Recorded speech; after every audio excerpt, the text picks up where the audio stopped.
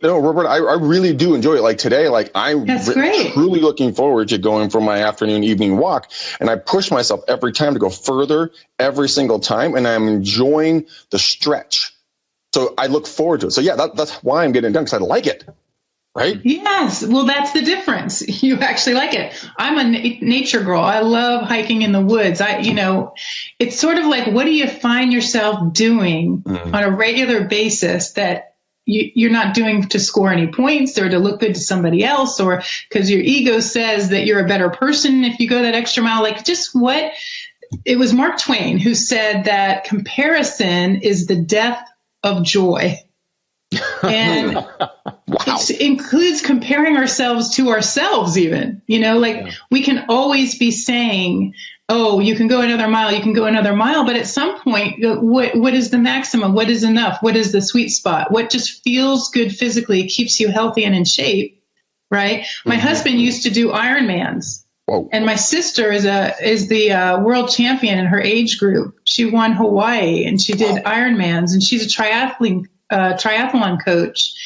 And we had a lot of conversations about, is your body really intended to do that? A lot of people experience a lot of health issues because they're pushing their bodies so hard. It's like, at what point is it your ego that is ruling, right? That logic of the ego that says, well, I'm better if I do more, versus the spirit of the truth of us and what's really fun. Is that really fun? Yeah. I love that quote. Comparison is the death of joy.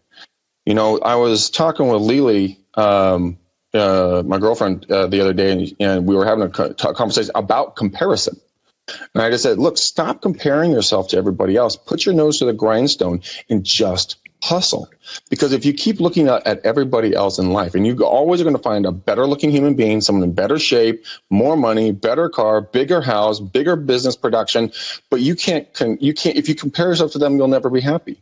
But if you compare yourself to what you did last year, or to if you lost 10 pounds, 5 pounds, 20 pounds to where you were this time last year, that's a massive win, but we never recognize it. And I think Facebook has killed our psyche when it comes to, because we all sit there and we stare at how many likes, how many shares, how many comments, all this stuff, right? That dopamine drips into our brain and we're like, oh, I feel so good. People like me. But we're comparing ourselves. We should just, get the fuck off of Facebook and stop looking at what everyone else does, just focusing on your own business. You are coming up in 28 minutes. It's so true. It's so true. Somebody said about Facebook, we're comparing ourselves to somebody else's sizzle reel. Like everyone's putting the best, but it's so true. I teach to my kids, comparison is the death of joy, and it takes us off our own truth. What do we really want? What do we really enjoy? What's the sweet spot?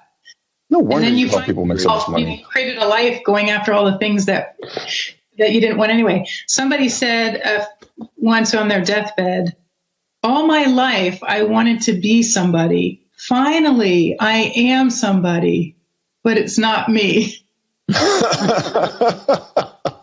It's not me, man.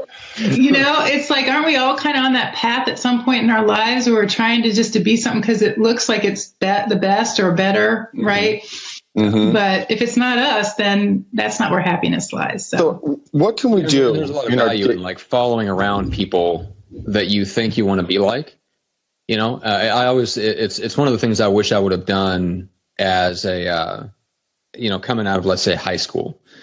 And this is one of the things I admire about Jeff Cohn is when he came out of high school, he's like, well, I want to start my own business, but I'm not sure quite what industry. So he interviewed a bunch of different business people and got their insights into what they were doing. And then once he narrowed it down to real estate, then he went and interviewed like 20 of the top agents in his market. Of course, granted, they were like hoarding their, horrible little lead generation strategies and wouldn't tell them hardly anything. But yeah, because people freaking Bob from Remax. Yeah, but it's one of those things where we do this all the time where we set our sights on a goal, and especially idolizing a person and the lifestyle they have or the profession that they have without even bothering to ask them if we can shadow them for a day and just see what their life is like. People look up to guys like Grant Cardone and they want to be that way and they want to hustle 24/7. Dude, go hang around with one of those guys. I guarantee you'll want to take a nap at about noon. Oh, by 10 a.m. But that's the thing. Not everybody is that physically energized. Not everybody is built for that massive goal that pulls them like that. It's not exhausting for them because they're being pulled because they're taking inspired action. If they weren't, you could not keep up the pace that guys like Gary Vaynerchuk and guys like that do for years and years and years. And if that's not you, then that's not your truth. And we have to be okay with that. Yeah. Well said. Woo! Yeah, it goes back to the comparison of each other. I'm guilty of it. You know, a lot of people, always looking at that top agent in their marketplace. And I was Matt on our Wednesday interview. I was talking with our guest about it and the fact that she did the exact opposite. She didn't compare herself to anyone. She just she didn't know what she was doing. She just kind of put her head down and just went for it. And that's what helped her propel because she wasn't constantly looking in the rear view mirror. Have you ever wondered why the rear view mirror is so small and the window shield is so big? That's so good. Well, it's interesting too, because our industry, this real estate industry, as does our larger culture, but it rewards all the wrong things. If we really want to be at peace and feel good and feel like we live an abundant, joyful life, then, but then you look at what's rewarded, right? Who's getting all the attention? The person with the highest sales volume or the largest number of transactions. When we all know, I've met plenty of agents who are doing hundreds of transactions and they are broke. I have met people who have big sales volume, but if you're doing it at a discounted commission, right, are you really making anything? So we know that those numbers are really meaningless. I think the awards shouldn't go to the highest volume or the most number of transactions. They should really go to, well, who's netting the most, or who's netting the most and really happy, or who's netting the most really happy with their marriage still intact. I mean, we all know people who have been successful from the outside, but they trash their health, or they trash their marriage, or they trash all their relationships, right, to get there, or their integrity. Well, and so we have to define it for ourselves. I'm sorry, Matt. So that's the cultural paradigm that we live in. We've been taught this for a long time, that you must sacrifice everything on the altar of entrepreneurship. Yeah. And it's not true, right? It's not true. But you can't compare. You can't measure your success based on someone else's definition or on their results. They have to be our own. And I think that's the beauty. That's the beauty of making more money and experiencing more joy and succeeding with ease, because it's really independent of the good opinion of anyone else. It's independent of being on the top of the leaderboard. I was in that phase. I was the number one salesperson who broke all the company records in my first year. I was the first person to earn six figures in the company in the first year, broke all the company records. In my second year, I was the top earner in the company, and I had my eye on the leaderboard. I was comparing all the time. It's like you're always chasing. I made a lot of money, but not as much as I do now. And I tell you what, the quality of the experience was greatly reduced. Because of all that comparing, because of all the measuring of something outside of ourselves. And it's completely unnecessary. That's what's so cool. It's completely unnecessary, but we can't care about what other people think. We can't do it for someone else, and you can't do it for an award, and you don't live inside a trophy, right, or a plaque. And everyone has to define for themselves what it is. Yeah, and this is what we always are talking about, celebrating success. Greg, we were talking about this last week on the show with Coach Ahalia. That's why I was kind of asking her about this. And Roberta, I'd love to hear from you too. But to me, if you separate yourself from the comparison to other people, and you don't define your success by where you're at in the pecking order, that's a good thing, because it forces you to then figure out alternate definitions for what success means, right? So you go back to your truth and all that good stuff.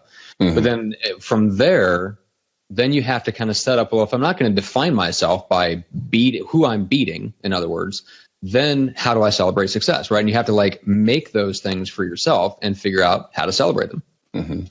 What I would say to that, add to that, that's so great, is really tuning into how you feel. Last year, I was the kickoff speaker at a real estate conference. I did a talk about our happiness and our success, how to make it unconditional, which means it's not about enduring conditions. That's not unconditional success. Unconditional success is knowing that nothing has to be different than it is for us to be successful. Nothing outside of us needs to change, right, for us to be successful. But we get so attached. Like, for example, we say, oh, well, the transaction closed, I'm happy. Oh, it fell through at the last minute, not happy. You know, and our sports team wins, happy. Our sports team lose, not happy. It's like it just goes on and on and on. There's an infinite number of conditions that we can attach our happiness to, and it is a trap. But when you get off that train, that roller coaster ride, it is unbelievable. I would say to everyone, how do you feel when you're sitting in a room by yourself? Good. I love being by myself. I really do. Me too. I sit there and I'm completely content. I don't need a radio. I don't need TV. I don't need anything. Dude, just give me my two furry idiots and some noise of what people are doing down in the pool below me. I am happy as a clam. So when everybody's out there, that is so awesome. Thank you. Two thumbs up to you. So when everyone is out there who's listening, if we want to roll it back and say, how can we make this really productive and constructive and narrow it and specific, right? In terms of our life, what does this mean? Like, pull it down from the clouds. Mm-hmm. When you're faced with a business decision, you got to get in touch with your gut. Like, we all have two brains, right? We have the intellectual brain, but we also have the one in our guts. And the gut is smarter because it tells the truth, right? Mm-hmm. We can fake it in our heads and come up with all kinds of rationalizations, but our gut tells us. And so when we're faced with a decision, I encourage everybody to do a gut check, just say, does it feel good or does it feel bad? Just even something that simple can give us direction. We all have this amazing inner guide. And, it's kind of like looking at all the prospecting opportunities, right? How does it feel to be on the phone versus texting versus being at parties? Do you want to be at big parties or do you like little dinner parties? Do you like just sitting over coffee? It's time to let go of the things that aren't you and do what is you, doing it well and doing it consistently. Yeah. Does that make sense? Yeah, do you, don't do what you think everyone else wants you to do. Own your own destiny. I talk to a lot of people about this, and they're always, when they're comparing their future goals and their aspirations, and they always think they need the Maseratis, the big houses, the planes, the hot chicks, blah, blah, blah. But if their truth is owning an ice cream shop in Nicaragua, go buy an ice cream shop in Nicaragua and ride a bike to and from work, because you'll die one of the happiest people on earth. I mean, a lot of the top guys say that, some of the happiest people they know make $42,000 a year, and they're the coaches of all their kids' sports. They attend all their daughters' dance recitals, and they are going to die happy. But then there's the billionaires who are overweight, depressed, and alone, who would give their left arm to have one happy day with someone, not yelling at them or suing them or something like that. Because like you said, it's always this sizzle reel. You'll only see the sizzle reel of everyone's life. And it's such a great example of, it doesn't matter. The conditions didn't determine it, right? The conditions didn't determine the success or the happiness. If you're up to your eyeballs in debt and you're just barely getting by, but you're bringing in, 500,000 in GCI versus somebody who's bringing in 100,000 in GCI, but they have no debt and they're comfortable and everything's, you know what I mean? It's like, which is better? But everyone's looking at just the surface. Mm-hmm. It's just a perfect example that it's all unconditional. So what are three things someone can do right now in their, three questions they can ask themselves, or three actions that they can take, so they can, you have an awesome event you're going to throw, but is there something can you throw a bone to people that can't make it so they can start working on themselves and kind of changing their destiny? Is there a direction we can go on that? Yeah, I would say the first thing is to let go of all of the baggage. And a big part of that is trusting, right? Trust in yourself. It was Wolfgang von Goethe, I think is how you pronounce his name, who said, trust yourself and you shall know how to live. And that is so true. trusting that you're here for a reason. You're here. You were given everything that you need. You've been given the body, the mind, the looks, the everything. Everything is here. So just starting from wherever your feet are and move toward what you want. Move toward what you want. And doing a gut check on the decisions. So one of the things that I do with my coaching members, just, you've got me now. I'm trying to think of, in 3 steps kind of thing. The first thing is to define what that is. Most people are just grabbing, what's the best kind of business? Well, any kind of business, or just more business. But we've all worked with people we never want to work with again, right? So that's not really. So true. I know I have. Have you guys? Oh yeah. Oh. Okay, so it's not like you just want more of anything, right? Who do you want to work with? Well, you want to work with people that you like and trust, right? Mm-hmm. So defining who that is, and that can be based on a lot of things. It could be based on, it could be a geographic farm like what I talked about before. It could be on personality type. It could be on profession. It could be on type of property. It could be a lot of different things, but gaining clarity on what's the sweet spot for you. I would have like the event you're talking about is a double your best clients 2-day intensive that I'm going to be doing in the fall. I've done it several times. It's just amazing. When you focus on what you want expands. So it's really powerful. But for everybody listening, first defining what that is. So what do you want? And then the next step is then you determine what do they want? Because you need to be clear on what's important to those people, right? Yeah. And then the third step is, I'm just trying to put this in a nutshell, is to bridge the gap.